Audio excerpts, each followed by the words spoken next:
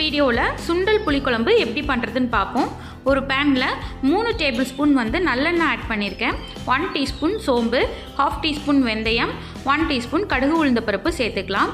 நல்லெண்ணெய் வந்துட்டு புளிக்குழம்புக்கு டேஸ்ட்டாக இருக்கும், ஸோ ஆட் பண்ணியிருக்கேன். இது நல்லா பொரிஞ்சதுக்கப்புறமா 15 போல் சின்ன வெங்காயம் வந்து சேர்த்துக்கலாம்.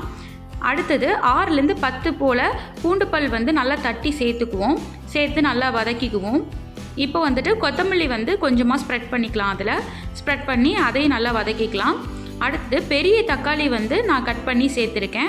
நல்லா இந்த மாதிரி தோல்லாம் உரிஞ்சு பேஸ்ட்டாக வதங்கி வந்ததுக்கப்புறமா நான் வந்து கத்திரிக்காய் வெஜிடபிள் வந்து எடுத்திருக்கேன். உங்ககிட்ட என்ன வெஜிடபிள் இருக்கோ நீங்கள் சேர்த்துக்கோங்க. அடுத்து 1 கப் வந்து பிளாக் சுண்டல், கருப்பு சுண்டல் வந்து ஊற வச்சு நான் வேக வச்சு எடுத்திருக்கேன். அதையும் சேர்த்து நல்லா மிக்ஸ் பண்ணிவிட்டு 1/2 டீஸ்பூன் மஞ்சள் தூள், 2 பிஞ்ச் வந்து பெருங்காயம் சேர்த்துக்கோங்க.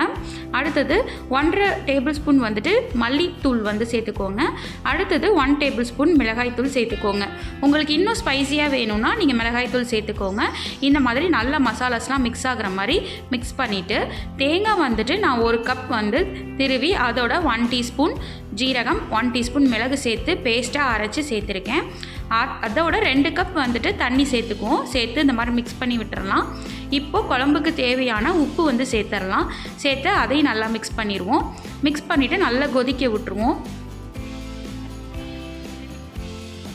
இப்போது நல்லா கொதிக்குது. இந்த டைமில் கத்திரிக்காய் வந்து நல்லா அரை வேக்காடு வெந்திருக்கணும்.